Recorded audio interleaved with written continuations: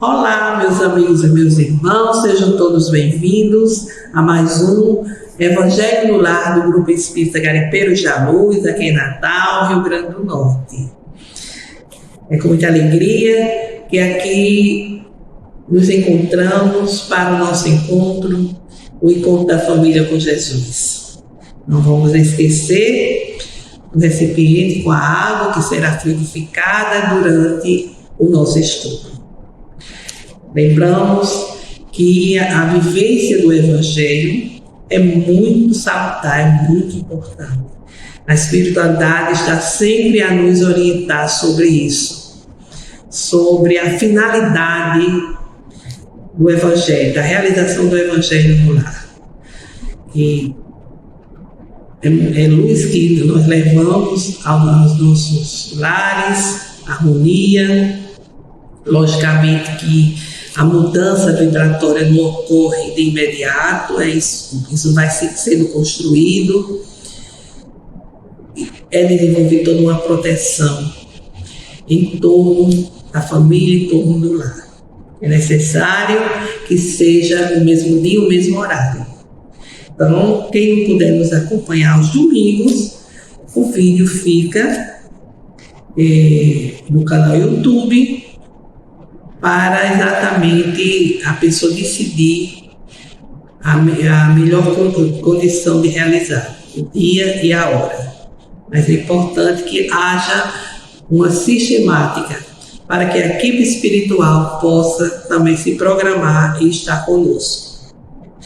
Então, vamos fazer agora a nossa leitura preparatória. É do livro Via de Luz, Espírito Emmanuel, por Chico Xavier. É a última mensagem do livro, 180. Depois sobrevindo tribulação, perseguição, Jesus. Registro de Marcos, capítulo 4, versículo 17. Toda a gente conhece a ciência de começar as boas obras. Aceita-se o braço de um benfeitor com exclamações de júbilo.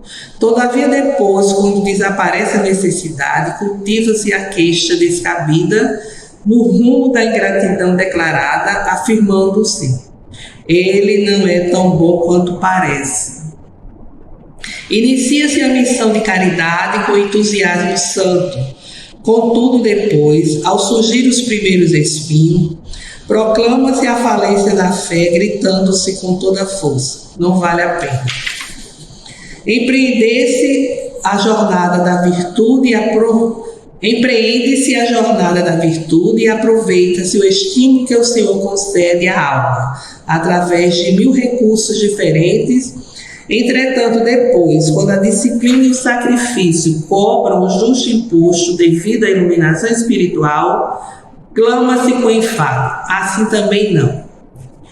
Ajuda-se a um companheiro da estrada com extremo carinho, adornando-se-lhe o coração de flores encomiásticas.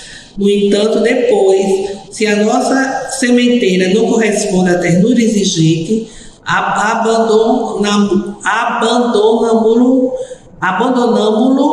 aos azares da senda, asseverando com ênfase: não posso mais.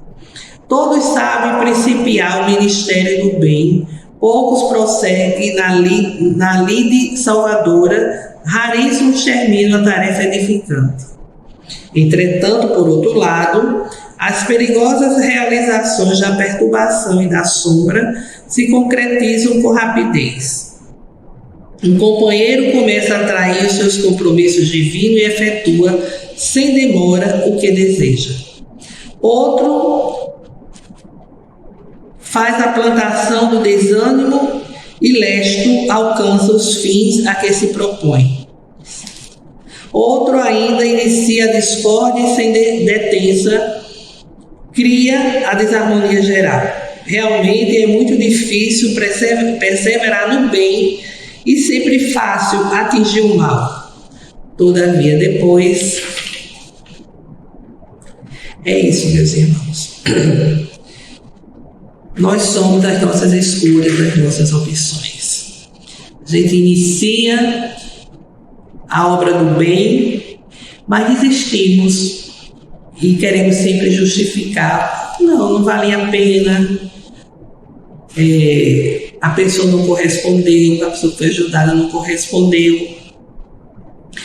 Mas quando chega a opção de fazer o mal, é sempre mais fácil fazer o mal, né, do que persistir no bem, porque persistir no bem é uma doação de si mesmo, doação ao outro, independentemente de uma retribuição, de uma recompensa. No entanto, como ele diz aqui, Jesus diz, né, você passando pelas tribulações ou perseguição, ele diz aqui, depois sobrevindo tribulações ou perseguições, é o contrário.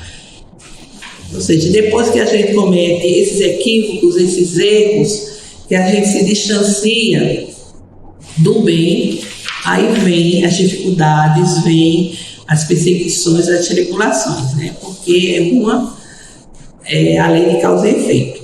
As nossas decisões têm um efeito, e quando elas estão distantes do bem, aí vem as dificuldades. Não, meus amigos, passamos agora a nossa prece inicial. Vamos elevar nossos corações ao alto, nossa mente, para que os guias espirituais venham ao nosso encontro.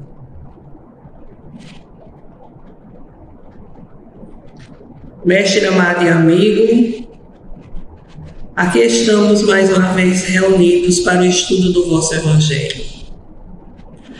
Abençoa-nos com o vosso amparo e proteção, tocando os nossos corações, para que o estudo de hoje nos fortaleça e nos induza à transformação interior. Fica conosco, Jesus, agora e sempre. Que assim seja. Bem, meus amigos, nós estamos dando prosseguimento ao estudo do capítulo 24 do Evangelho segundo o Espiritismo. Não ponhais a candeia debaixo do alqueire. E hoje o item é a passagem evangélica. Não são os que gozam de saúde que precisam de médico. Estando Jesus à mesa em casa desse homem, Mateus, vieram aí ter muitos publicanos e gente de má vontade, ou de má vida, que se puseram à mesa com Jesus e seus discípulos. O que fez os fariseus, notando dizerem, o que fez que os fariseus, notando, dissessem aos discípulos: como é que vosso mestre come com publicanos e pessoas de má vida? Tendo-os ouvido, disse-lhe Jesus: não são os que gozam de saúde que precisam de médico. O registro de Mateus, no capítulo 9, versículo de 10 a 11. É interessante registrar que em outras leituras do Evangelho a gente encontra que essa casa, a casa era de Mateus, um apóstolo. Dizem que Jesus passou em frente ao local de trabalho de Mateus, eu acho que era um local de impostos, coletoria. E Mateus estava lá sentado, ele era um publicano, né? Portanto, malquisto, como se diz, pelos judeus. E Jesus passa, olha para ele e diz: segue-me. Lógico que Jesus sabia o que estava fazendo, né? Mateus já vinha preparado para ser discípulo, e Jesus sabia. Aí Mateus seguiu. E ele foi à casa de Mateus para essa refeição e sentou à mesa com ele e com outras pessoas de má vida, como se diz, né? Tinha pessoas doentes também, né? Como o comentário de Kardec, ele diz: ali estavam sentados os deserdados, né, os pobres deserdados, porque são os que mais, né, necessitavam da consolação, dos cegos dóceis e de boa fé. E estavam ali ao redor de Jesus, e os fariseus queriam só um detalhe para derrubar Jesus, né?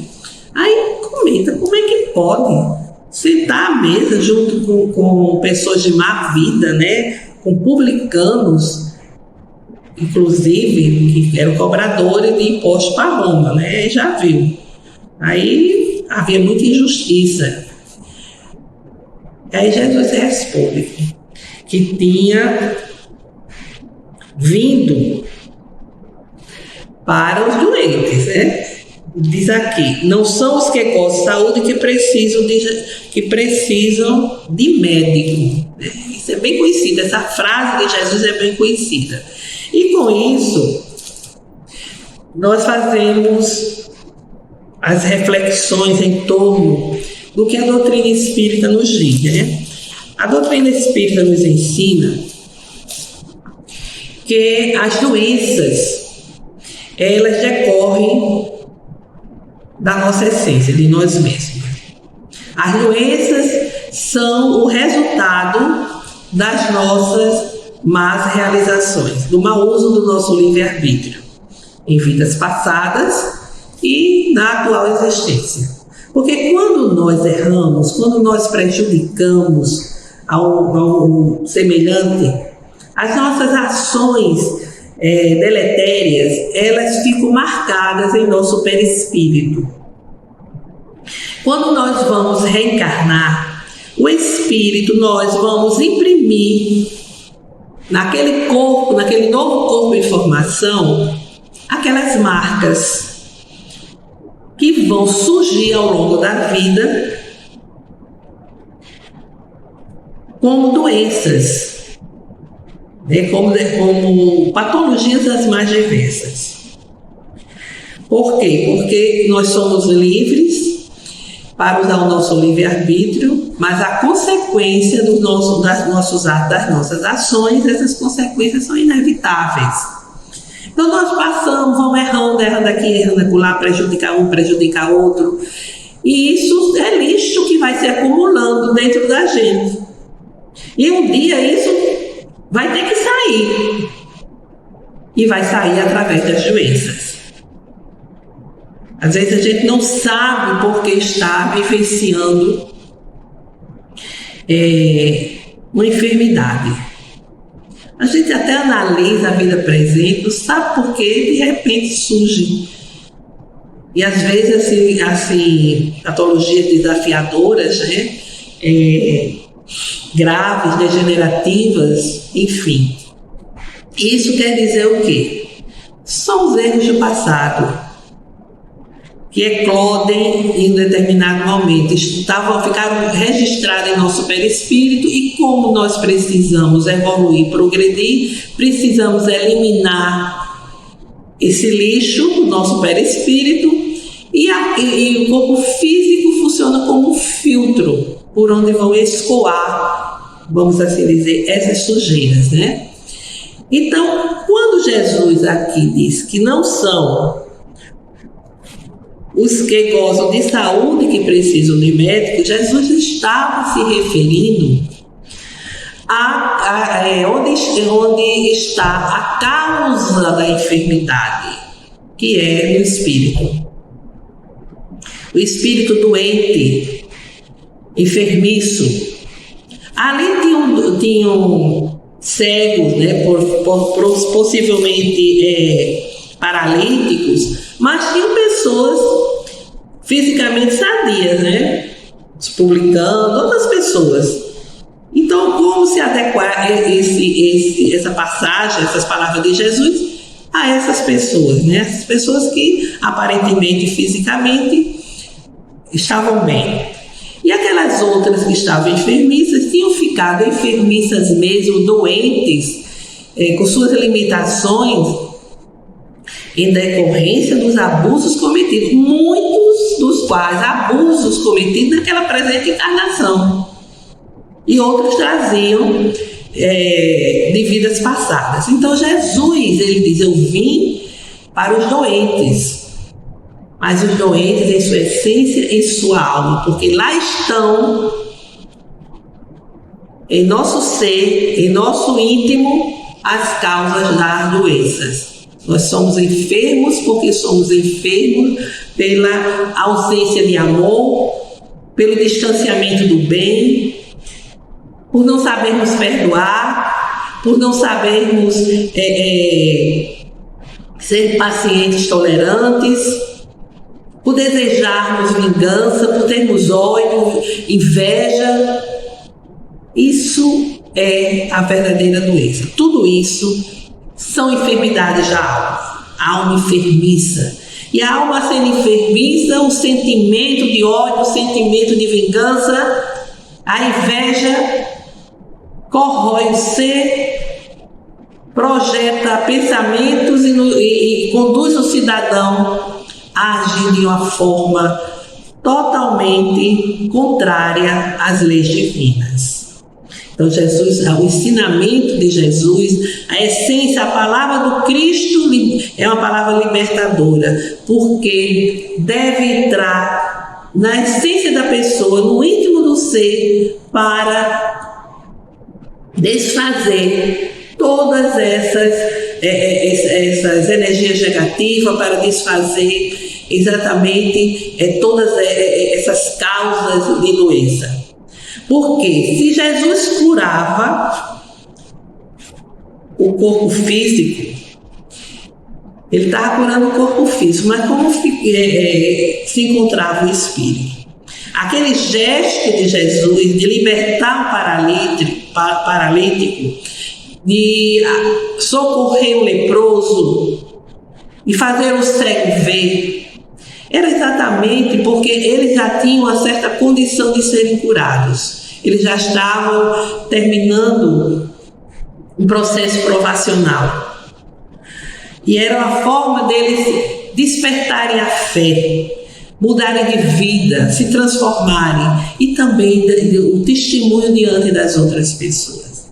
É por isso que Jesus dizia, curava e dizia: vai, estás curado, mas não voltes mais a pecar, para que algo pior não lhe aconteça. Ou seja, ali ele estava curado, aquele cidadão, aquela mulher, mas se continuasse com aqueles sentimentos, agindo daquela forma equivocada, errada, envolvido com paixões, com erros, outros problemas iriam ocorrer. Algo pior poderia ocorrer. Então Jesus veio exatamente para a cura das enfermidades espirituais, porque as enfermidades mentais, psíquicas, corporais são resultados, são consequência do que realmente nós trazemos dentro de nós. E para ilustrar, nós trazemos aqui o espírito Amélia Rodrigues, através da psicografia de Divaldo Franco, o livro Primícias do Reino. Existe uma passagem em que Jesus ele é procurado por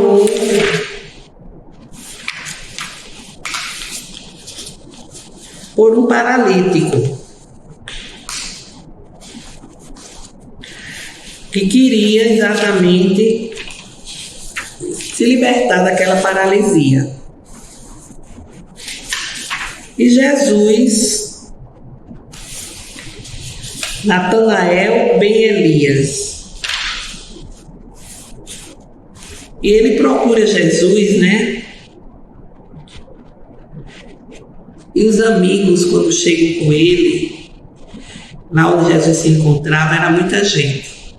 Então, os amigos conduziram a presença de Jesus, né? Ele parece, deixa-me ver, desceram com ele pelo telhado até a presença de Jesus. É uma passagem bem conhecida. E ele queria a cura, né? E Jesus pergunta a ele: crês que eu te posso curar? E ele diz: sim, creio. E ele se dirige a Natanael e diz: teus pecados estão perdoados. E diante disso, olha o que o paralítico Natanael diz. Ele tem assim um momento de esplendor, um momento assim de alegria, que ele diz assim: quantas vezes eu pensara em seguir uma vida limpa e decente, se voltasse a movimentar-me, a acionar as pernas, não saberia dizê-lo. No entanto, àquela hora eu indagava, seria ele capaz de perdoar pecados? Ele achava mais difícil Jesus perdoar os pecados do que fazê-lo andar. Não estaria blasfemando? E, como se Jesus ouvisse os seus pensamentos, disse: o que é mais fácil? Dizer ao paralítico: perdoados são os teus pecados, ou dizer-lhe: levanta-te ainda e anda? E assim ele levantou-se, tomou a cama e saiu e foi para casa. No entanto, mais tarde, Simão, conversando com Jesus sobre o reino de Deus, né? Sobre a alegria quase infantil de Natanael diante da cura, Jesus responde: Simão, nesse momento, enquanto consideras o reino de Deus pelo que viste, pela cura, né? Natanael, com alegria infantil, comenta o acontecimento entre os amigos embriagados e mulheres infelizes. Outros que recobraram o ânimo ou recuperaram a voz, entre exclamações de contentamento, precipitam-se nos despenhadeiros da insensatez, acarretando novos desequilíbrios, desta vez irreversíveis. Não creais que a boa nova traga alegrias superficiais, dessas que o desencanto e o sofrimento facilmente apagam. E Amélia relata outro caso, que é o caso do leproso. O leproso, das curas, né, de Jesus, fez ao leproso.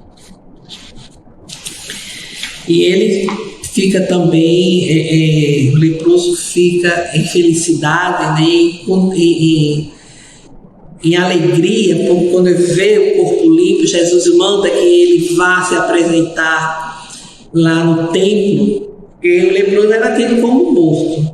Então, era necessário que ele fosse se apresentar para que se fosse considerado vivo de novo e para que os outros tivessem conhecimento do que Jesus tinha feito. Mas Jesus diz aqui que o leproso de hoje contaminou-se espiritualmente em pretérito próximo. Ontem, soberbo e egoísta, banhou-se nas lágrimas dos oprimidos, abusando do corpo como os ventos bravios das tamareiras solitárias. Retornou aos caminhos de tormento, em si mesmo atormentado, para ressarcir penosamente.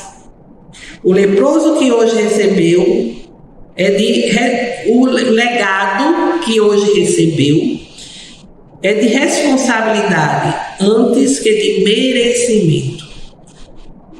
O Pai misericordioso não deseja a punição do filho rebelde ou ingrato, mas a sua renovação. Veja bem, ele foi curado, mas não por total merecimento.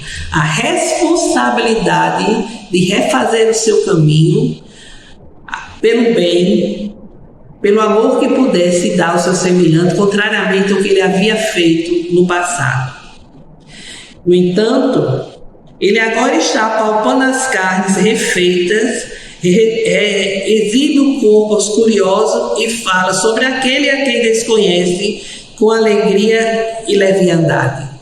Olhem bem agora, a cura mais importante não a experimentou. É aquela que não se restringe à forma, e sim ao espírito. Lavada a moféia, ele continua leproso. Acautelai-vos do contágio das misérias que os olhos não veem, desculpe, mas que entenebrecem a razão e perturbam o coração. Então, esse relato que a Amélia Rodrigues nos traz, através de Divaldo, nos diz perfeitamente da causa das nossas doenças. Não só doenças, né? Mas das nossas dificuldades, das nossas perturbações. Está exatamente no espírito. O espírito cheio de maldade, o espírito que acolhe em seu coração o ódio, a vingança, os ressentimentos, como ele disse aqui, que é assim, bastante interessante, né? Ele se contaminou, aquele leproso tinha se contaminado pelo mal que fez outrora, assim, em um pretérito próximo.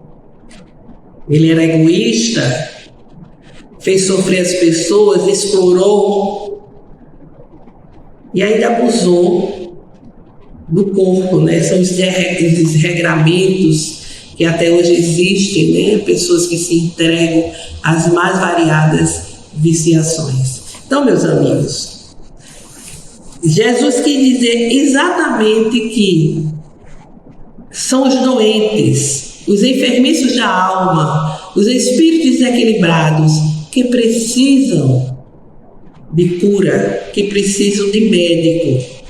E a doutrina espírita nos esclarecendo, nos orientando, nos diz da necessidade de combatermos as nossas más inclinações, de termos esse autoconhecimento do que realmente nós somos. Que sentimentos dirigem a nossa vida? Que sentimentos geram os nossos pensamentos, as nossas ações? Será que estamos sendo omissos? Será que estamos prejudicando o nosso próximo com as nossas ações, com a nossa palavra, com a nossa maneira de ser? Então, as enfermidades nascem dentro de nós. Ah, mas eu não sou uma má pessoa e eu tenho uma amiga que diz, eu sou tão encharcada. Nós temos um passado como esse leproso tinha construído, né, vamos assim dizer, se tornado leproso. Ele era leproso da alma e, consequentemente, essa sujeira precisou sair, atingindo a matéria. Então, se nós não temos uma explicação presente, está lá em nosso passado delituoso. Mas será se analisarmos o que nós somos, o que nós sentimos no hoje, não encontramos também a causa de muitos problemas? Como é que está sendo a nossa maneira de ver a vida, de agir? Quais são os sentimentos que estamos a alimentar? Será que temos consciência de que precisamos combater ainda muitos sentimentos inferiores, negativos, para que possamos higienizar nossa mente e ter ações voltadas para o bem, nessa construção importante do reino de Deus? Sempre é bom, aconselhável essa análise a análise da nossa maneira de ser, da nossa vida, das nossas realizações. Então, meus amigos, vamos agora fazer as nossas rogativas, as nossas vibrações, pensar em Deus, pensar em esperança, em paz, em saúde.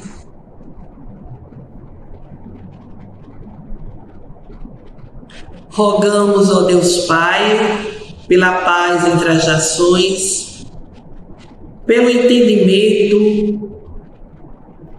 entre os povos, pela justiça social, levando amparo e proteção aos necessitados, pelo fortalecimento da doutrina espírita, por todas as famílias que possam levar ao seu âmbito familiar o Evangelho do Cristo, levando assim a harmonia,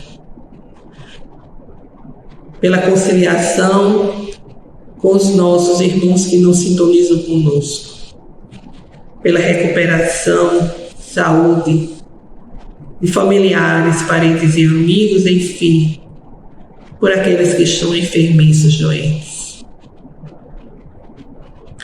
Rogamos por todos os nossos irmãos sofredores nos planos da vida, para que a fé fortaleça os seus corações. Façamos um breve silêncio para que cada um possa apresentar suas rogativas.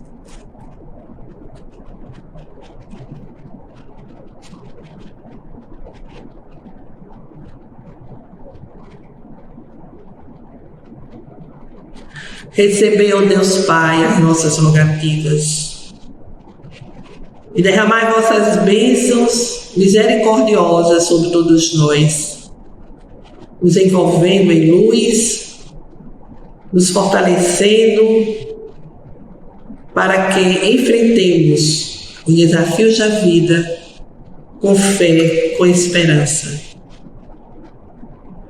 Que a vossa luz chegue a todos os lugares, principalmente onde houver dor e sofrimento. Pai nosso que estais em toda parte, glorificado e santificado seja o vosso nome, no louvor de todas as criaturas. Venha a nós o vosso reino de amor e sabedoria, seja feita a vossa vontade acima dos nossos desejos, aqui na terra e em todos os ciclos espirituais. O pão nosso, do corpo e do Espírito, dai-nos hoje. Perdoai, Senhor, as nossas dívidas, ensinando-nos a perdoar os nossos devedores com esquecimento de todo mal, não permitindo que venhamos a cair nas tentações das nossas próprias inferioridades. Livra-nos, Senhor, de toda maldade, para que reine a paz, o entendimento e o amor na caridade, hoje, amanhã e sempre. Que assim seja. Com esta prece, encerramos o Evangelho de hoje, desejando a todos uma semana de saúde, paz e harmonia. Até breve.